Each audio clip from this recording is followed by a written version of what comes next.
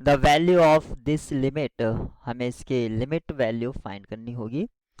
तो सबसे पहले आप यहाँ पर देख सकते हैं लिमिट में एक तरह से टू मेन एक्सप्रेशन है, एक इतना और दूसरा इतना। तो सबसे पहले मैं जो फर्स्ट हाफ पोर्शन है या फर्स्ट मेन पार्ट है उसका लिमिट फाइंड आउट करूँगा और फिर सेकेंड वन का, क्योंकि हम जानते हैं लिमिट ऑफ f प्लस जी, इसका जो लिमिट होता है वो इक्वल होता है limit of f plus limit of g। तो जो फर्स्ट एक्सप्रेशन है, जो फर्स्ट मेन एक्सप्रेशन है उसको मैं लिख लेता हूँ 1 raise to the power 4 plus 2 की पावर 4 और इसी तरह n raise to the power 4 divided by n की पावर 5। यहाँ पर आप देखिए सभी में न्यूमरेटर में पावर 4 है, यहाँ पर पावर 5 है। इसको मैं लिखता हूँ 1 अपॉन n और करली ब्रैकेट 1 की पावर 4 प्लस 2 की power 4 plus and so on n की पावर 4 अपॉन n की पावर 4। अब मैं इसको सभी टर्म्स में एक तरह से डिस्ट्रीब्यूट कर देता हूँ, तो मैं लिख पाऊंगा 1 upon n outside 1 upon n की पावर 4 प्लस 2 अपॉन n की power 4 and so on n upon n की पावर 4। इस एक्सप्रेशन का जो लिमिट है हमें फाइंड करना है n टेंड्स टू इन्फिनिटी और limit n tends to infinity 1 upon n, या मैं इसको लिख लेता हूँ summation k running from 0 to n और 1 अपॉन n मैंने इनसाइड ले लिया है इसको भी, और इसको लिख सकता हूँ मैं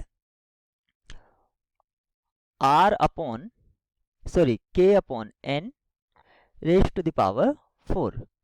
अब ये मेरा ठीक है क्योंकि जो समेशन है वो k पर रनिंग है, तो n उससे एक तरह से इंडिपेंडेंट है। तो k इक्वल्स टू 0 नहीं 1 से लेकर ये कहाँ तक जा रहा है n तक जा रहा है, नो प्रॉब्लम। अब डेफिनेट इंटीग्रल का यूज करेंगे हम एज अ रीमान सम। तो हम जानते हैं 1 अपॉन n को हम रिप्लेस कर देते हैं x से, यहाँ पर k अपॉन n इसको हम रिप्लेस करेंगे 1 अपॉन x को dx से रिप्लेस करेंगे और k अपॉन x को x से। जब आपका यहाँ पर k का मिन वैल्यू 1 था तो ये हो जाएगा 1 अपॉन x, तो ये x का मिन वैल्यू आएगा यानी कि लोअर लिमिट, और जब n को इन्फिनिटी पर टेंड्स कर देंगे और 1 अपॉन n आपका इन्फिनिटी को जाएगा तो ये 0 हो जाएगा, x आपको कहाँ जाएगा 0। तो x के लोअर लिमिट आ गई है। ऐसे ही अपर लिमिट क्या होगी, क्योंकि x जो है वो हमारा k अपॉन n है, तो k की जगह जब हम n को पुट करेंगे तो n अपॉन n यानी कि 1 आएगी, तो इसकी अपर लिमिट 1 होगी। एक्सप्रेशन को फर्दर मैं रीराइट कर सकता हूँ n tends to infinity 0 to 1 x raise to the power 4 dx, और ये होगा limit n tends to infinity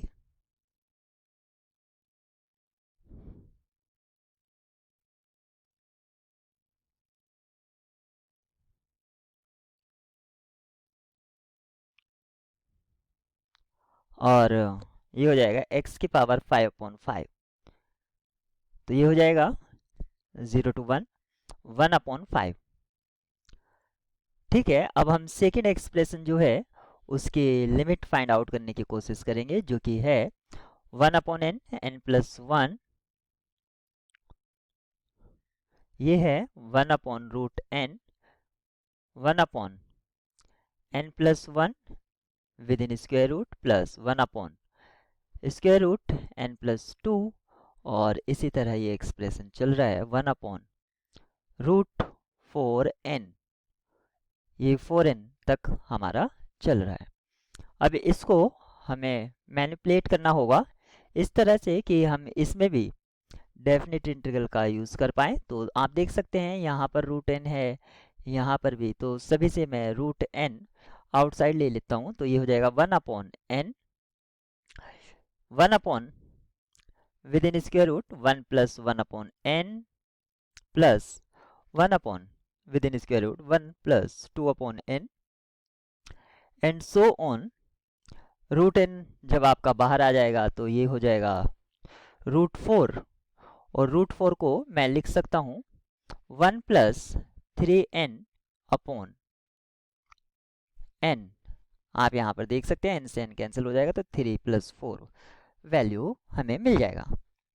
तो ये रूट 4 ठीक है। और अब इसको मैं डेफिनेट इंटीग्रल का यूज़ करूँगा। तो हमारा जो एक्सप्रेशन था वो था limit n tends to infinity 1 upon n, और ये था 1 upon 1 plus 1 upon n plus 1 upon 1 plus 2 upon n और and so on 1 upon square root 1 plus 3n upon n। Definite integral का यूज़ करेंगे इसको राइट करने में। तो limit n tends to infinity summation, अब देखिए आप इसको k से रन कराएंगे तो यहाँ पर k का वैल्यू होगा 1 से लेकर 3n तक, 1 upon square root 1 plus k upon n। अब आप यहाँ पर 1 अपॉन n को रिप्लेस करेंगे dx से और k अपॉन n को रिप्लेस कर देंगे x से।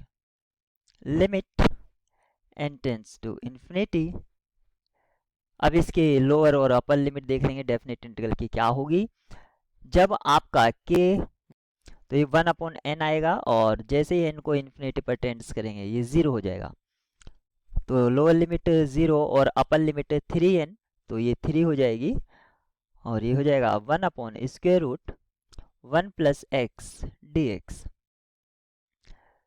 यहाँ से इसको हम फाइंड आउट करेंगे। Limit n tends to infinity 1 upon square root 1 plus x, ये -1 हो जाएगा तो -1 प्लस 1, तो ये रूट मैंने गलत लिखा, root 1 plus x upon half ये आएगा और इसकी लिमिट थी 0 से 3। जब हम x की जगह 3 रखेंगे तो ये 4, यानी कि limit n tends to infinity 2 into 1 upon 2 को मैंने 2 लिख दिया, ये यहाँ से आएगा 4 और 4 का 2 हो जाएगा। जब लोअर लिमिट 0 तो -1,